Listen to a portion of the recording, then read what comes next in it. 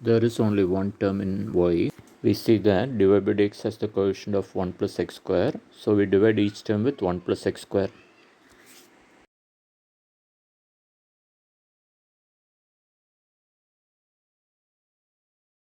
Now we will compare this with the standard form of a linear differential equation, dy by dx plus py equal to q.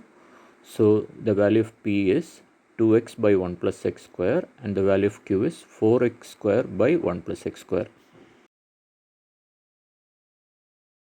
The next step is to find the value of the integrating factor. For that, if equal to e raised to integral p dx. Use the value of p, that is p equal to 2x by brackets 1 plus x square.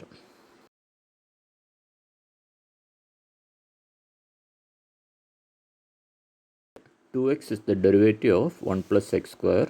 So you can either use a substitution t equal to 1 plus x square or use the formula integral of f dash x by f of x dx. So integral of 2x by 1 plus x square is log 1 plus x square to the base e.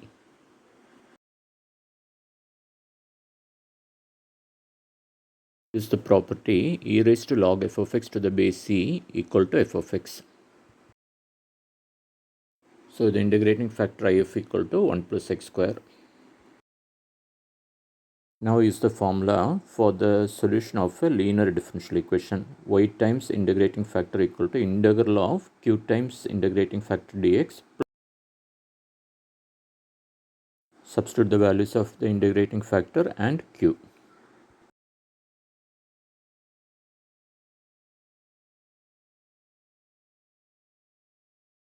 We can cancel off the common factor 1 plus x square. 4 is a constant, so we are left with integral of x square dx. Use the formula for integral x power n dx.